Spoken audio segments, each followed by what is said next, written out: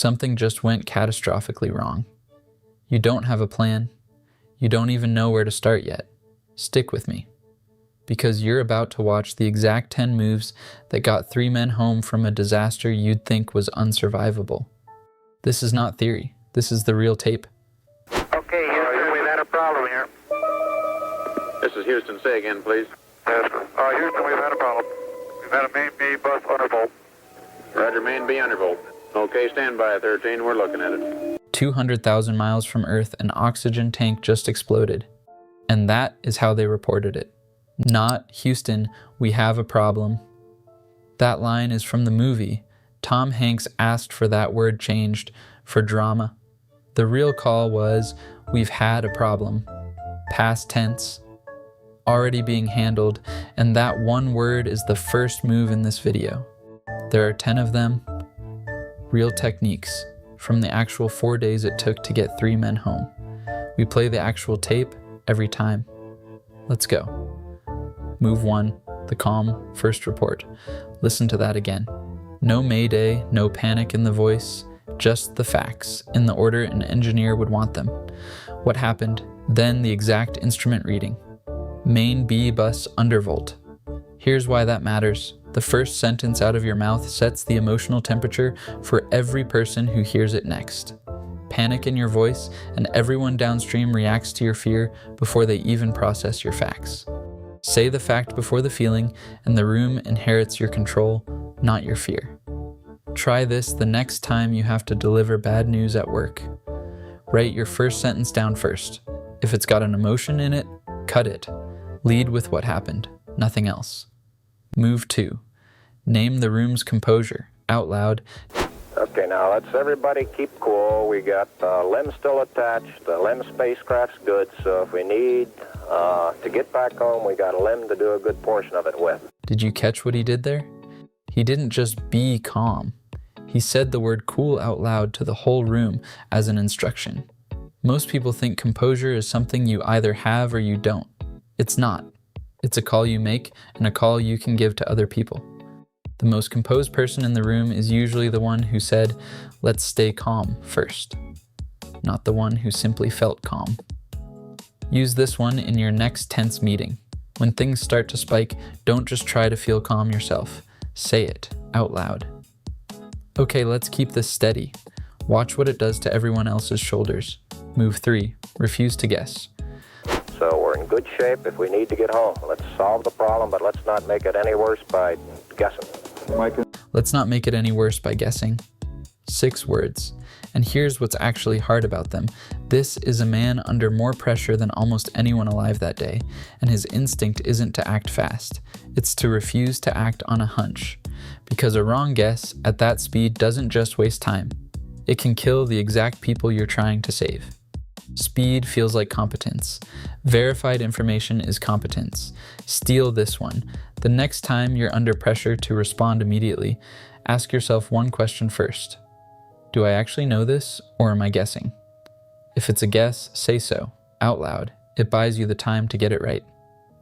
Move 4. Reframe every call against the bigger stakes. We can do that on fuel cell number 1 flight. Okay, well, let's make sure we don't blow the whole mission. Let's make sure we don't blow the whole mission. That's not about the fuel cell pump they're literally discussing. That's the flight director pulling everyone's attention up one level before a small decision gets made in a vacuum. Every choice on that console could save 5 minutes now and cost the whole crew later. Before any small decision, name the big thing it's actually in service of.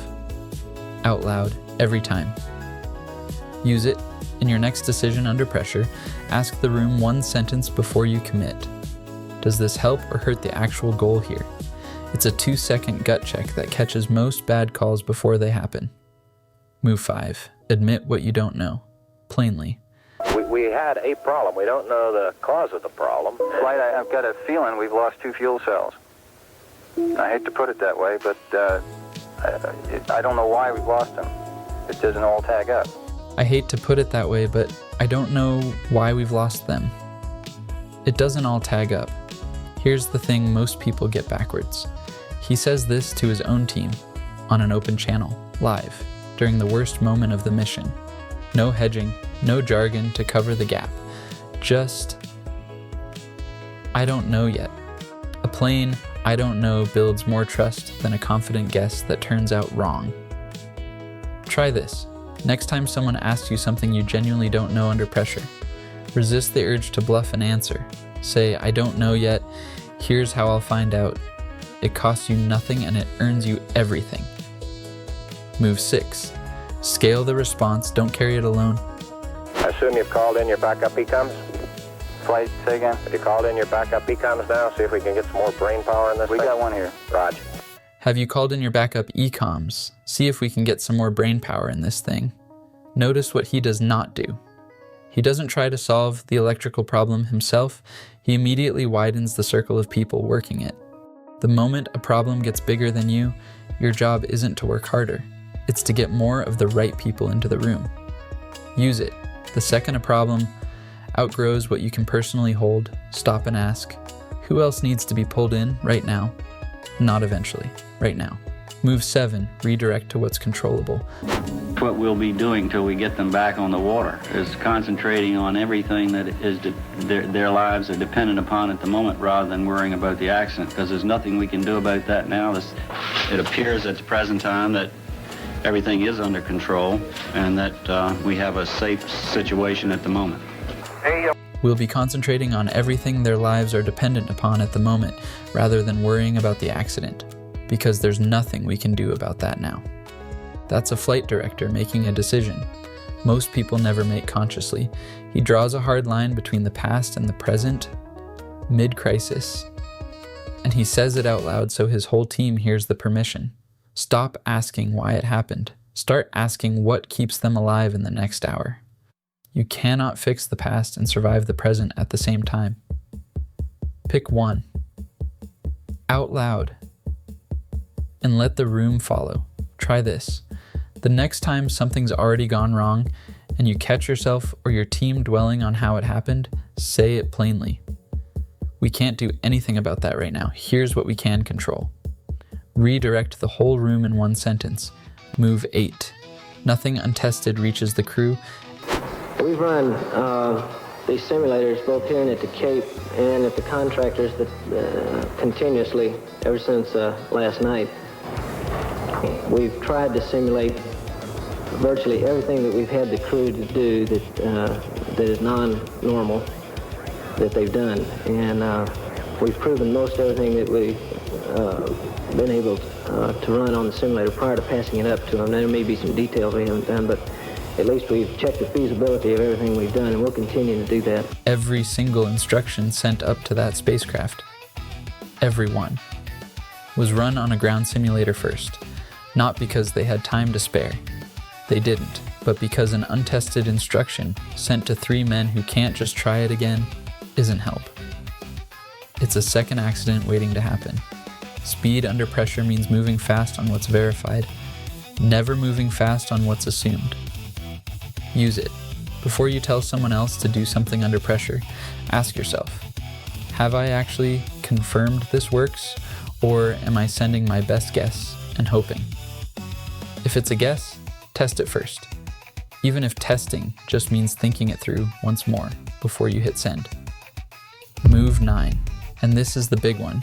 If you remember one move from this whole video, remember this one, the mailbox. The astronauts faced another problem, their own exhaled breath. The lithium hydroxide chemical to take carbon dioxide out of the air was not sufficient in the lunar module.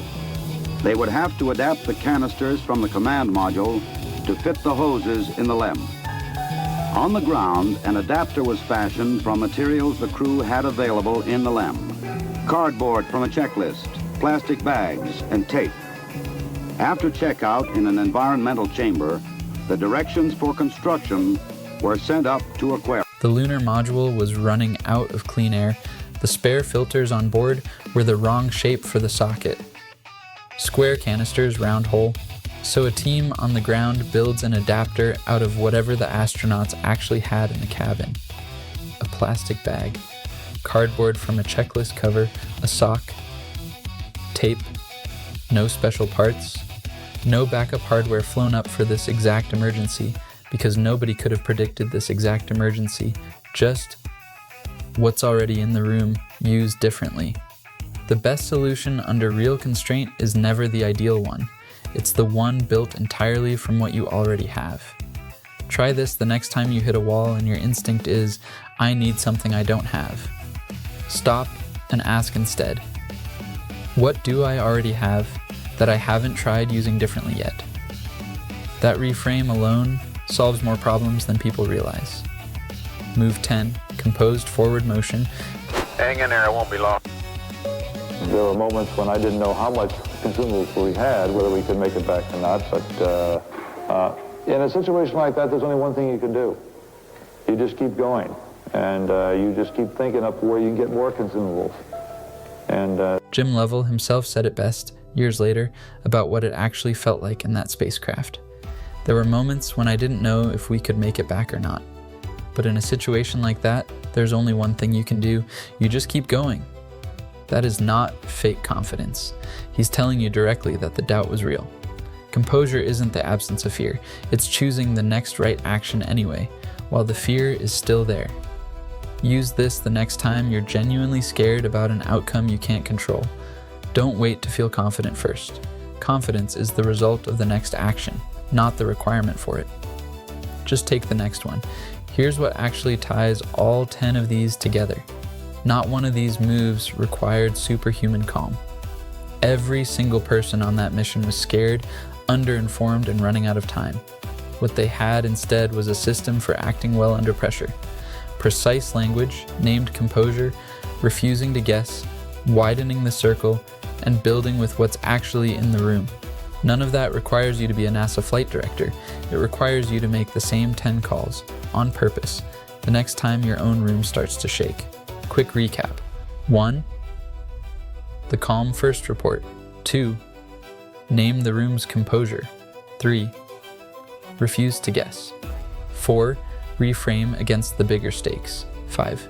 Admit what you don't know. 6. Scale the response. 7. Redirect to what's controllable. 8. Nothing untested reaches the crew. 9. The mailbox. 10. Composed forward motion. They didn't know they'd make it either. 4 days. No script to follow, just these 10 moves, invented in real time, under more pressure than most of us will ever face. And that's the actual reason this story matters. Your next crisis probably won't be a spacecraft. It'll be a deadline, a diagnosis, a bad phone call. A room suddenly looking at you for the answer, but you'll walk in with the same 10 moves they did. One more thing before you go. The record this mission set, farthest any human had ever traveled from Earth, stood for 55 years. It was finally broken in 2026 by Artemis II, using the exact same technique this crew used to get home. Jim Lovell passed away in 2025. Fred Hayes is the last of the 3 men who lived this story. Which one of these 10 have you actually used or needed under real pressure? Tell me down in the comments. Subscribe for a new real moment communication breakdown every week.